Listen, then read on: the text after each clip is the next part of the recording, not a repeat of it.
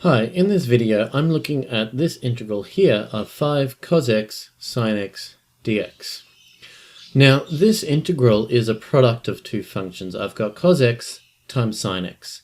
And when I'm trying to integrate the product of two functions, then I'm better off using integration by parts. So integration by parts says that if I have the integral of some function u times the derivative of some function v with respect to x, then the integral is that function u times the original function v minus the integral of the derivative of u times the function v with respect to x. When doing integration by parts, the best strategy is to try and pick one of your two functions for u so that when you derive it, it cancels down to something that doesn't turn up in this integral, or doesn't affect this integral. Problem with cos and sine is cos turns to sine, turns to cos, turns to sine. So we don't really have a way of doing that, but we can still use the rule. So let's have a look at doing this. So first thing I'm going to do is I'm going to take that 5 out so I don't worry about that 5 within my integral. So now I'm going to focus just on the integral of cos x sine x.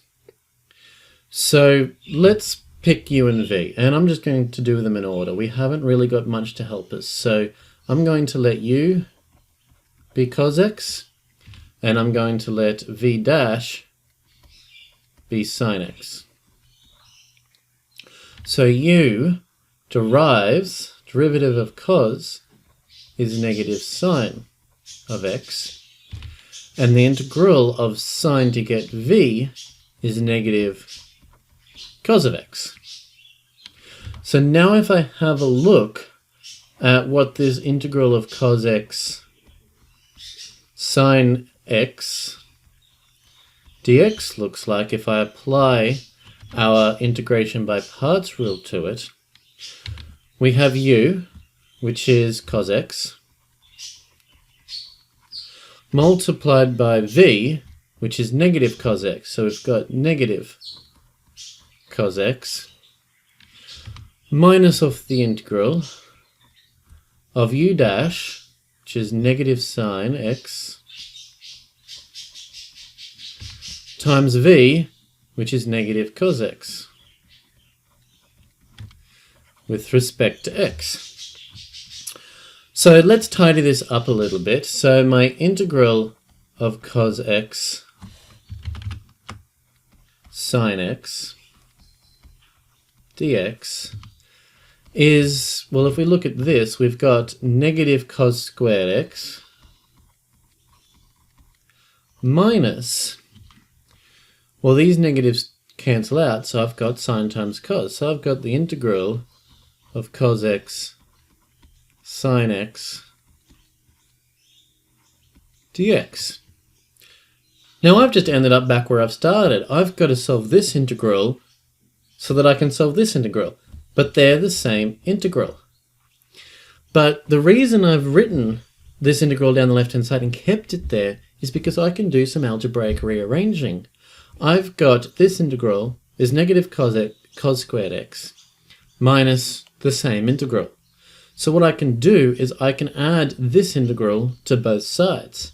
So that's going to give me, so if I add an integral of cos x sine x over here, and I add an integral of cos x sine x over here, well, these two cancel out, and these two add together. So I end up with two lots of the integral of cos x sine x dx, which is negative cos squared x. And so to get my original integral that I was chasing, that means that if I divide both sides by 2, I've got the integral of cos x sine x with respect to x is negative cos squared x on 2.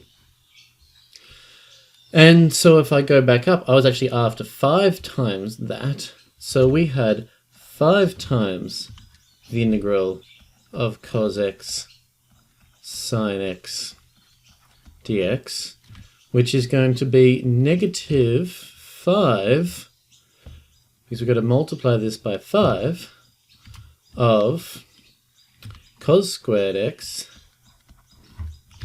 on 2. And if I state this back in my original integral, which was that we had the integral of 5 cos x sine x dx, it's going to be the same. It's negative 5 cos squared x on 2. And that's it. We're done. Now, I said before here that it didn't really matter which one we chose. So what if I swap them? So let's have a look at what happens if I decide instead to do the alternative. So I'm going to change what I've let u and v be. So I'm going to swap them. So I'm going to let u be sine x, and I'm going to let v dash be cos x. So derivative of sine is cos, and the integral of cos is sine. So now if I go and apply the integration by parts, so I've got the integral of cos x sine x dx is going to be, well, if I follow my rule, I've got u, which is sine x, times by v, which is sine x. So I've got sine times sine, so I'm just going to write it as sine squared, minus of the integral of u dash cos x v sine x, and with respect to x. So now we're in the same situation. I've got the integral of cos sine is sine squared minus the integral of cos sine. So if I add an integral of cos x sine x to both sides, I've got 2 lots of the integral of cos x sine x dx, and that's equal to sine squared of x. So my integral of cos x sine x dx is sine squared of x on 2. And that means that if I go back to, well, I had 5 times this is my integral. I've got 5 times the integral of cos x sine x dx is also 5 times sine squared x on 2. So if I write my final answer back in my original integral, that means that our integral of 5 cos x sine x dx is 5 sine squared x on 2. So this integral actually has 2 different answers. One answer is negative 5 cos squared x on 2, and the other is positive 5 sine squared x on 2. Now, this doesn't actually mean that cos squared and sine squared are the same. It means that these 2 expressions derived get us back to 5 cos x sine x. They both derive to the same function, but they are not actually equal. So if I get up a graphics calculator, we can see this. I've got the red line is f of x, which is the negative 5 cos squared x on 2. And I've got g of x, which is the 5 sine squared x on 2.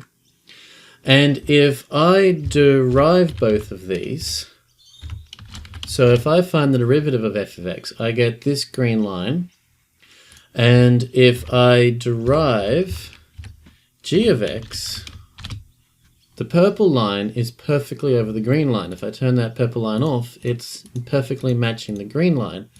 And if I put in 5 cos of x, sine of x, that is also perfectly matching that line.